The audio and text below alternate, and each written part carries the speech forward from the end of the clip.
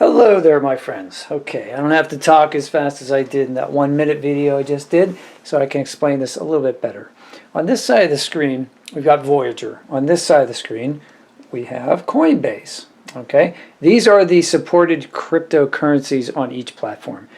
Nearly identical and almost the same amount. As of a few, I don't even know what time frame, but a while back, Coinbase was claiming they were all that and a bag of chips, and meanwhile they only supported about half of the coins that Voyager did. But now it looks like they do support about the same number as Voyager. Now, Coinbase, I don't know, they're going to have their IPO, direct IPO listing on the stock exchange. For the very first time, you'll be able to buy their stock on Wednesday. I'm making this video on Monday. So by the time you watch this video, it might be later than that, but that's okay. The information may still be relevant.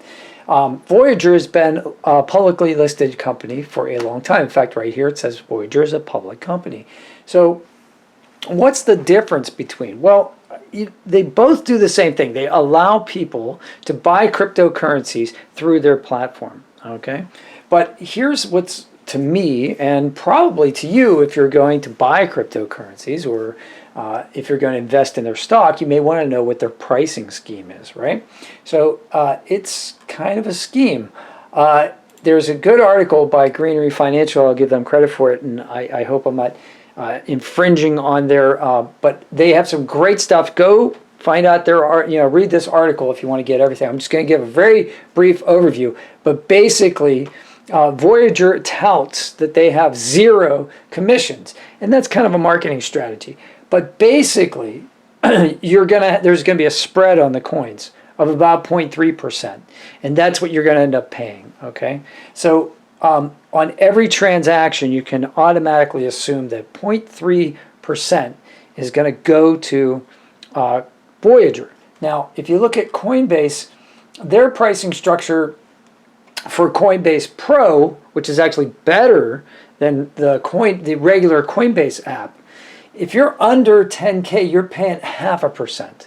Okay, if you're doing anything under, and then they have this taker and maker fee, which is like, here, listen to this. When you place an order at the market price that gets filled immediately, you are considered a taker and will pay a fee of between 0.04% and 0.5%. When you place an order which is not immediately matched by an existing order, that order is placed on the order book. It's placed on a list until somebody wants it at that price, basically. If another customer places an order that matches yours, you are considered the maker because you're making that deal happen. You're making the transaction happen. And a fee will be paid of 0% up to 0.5%. So you don't actually even know what your fee is going to be. All right, so that's on Coinbase Pro. On regular Coinbase, it's even crazier. So these fees, the fee structure is what I'm talking about. So Coinbase and Coinbase Pro, that company owns both of those platforms. It gets confusing. They are going to be publicly traded, and a lot of people think that they're all that, right? So their valuation is like some ridiculous amount, like 77 times,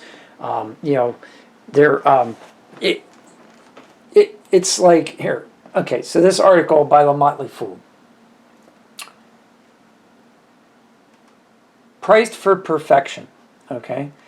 For investors, the chance to profit from these huge potential opportunities won't come cheap. Coinbase's direct listing could value it at $100 billion or 77 times sales, which says isn't that excessive because Snowflake trades at 100 a time their sales, and they were an IPO that happened recently as well.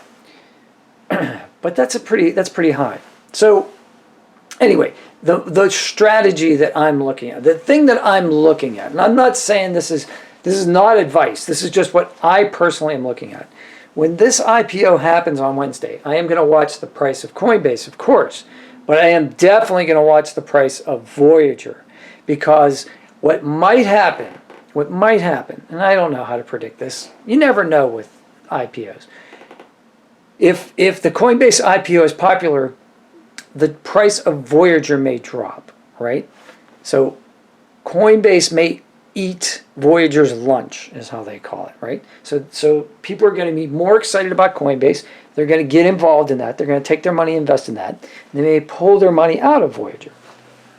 If that happens, Voyager may be a buying opportunity. And the reason is because once people get into Coinbase and realize that their fee structure is higher than Voyager's and also more complicated, they may decide, I still want to trade cryptos, but I'm going to do it on a different platform that costs me less money. And why wouldn't they? And then Voyager would be a stock that you would want to be holding when people decide, not only do I want to trade on Voyager, but I wouldn't mind owning that company as well. And when they buy it, the price goes up, right? Because there's higher demand. That's one scenario. Now there's another scenario where people just go, wow, it's Crypto Wednesday, it's Coinbase IPO. We will buy all the stocks that have anything to do with crypto. So the cryptos themselves will go up in price. These platforms will go up in price. The Bitcoin miners and the crypto miners will go up in price. So Riot and Hive, those will go up in price.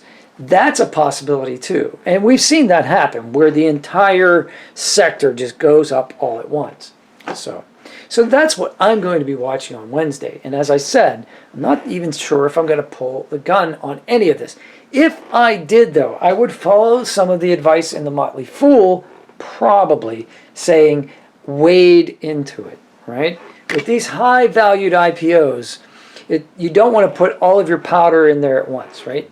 You want to save a little bit for later. So, I would like maybe wade into Coinbase. But I'm really interested in Voyager. That's a stock that's really interested me lately. So, that's all I got for you today.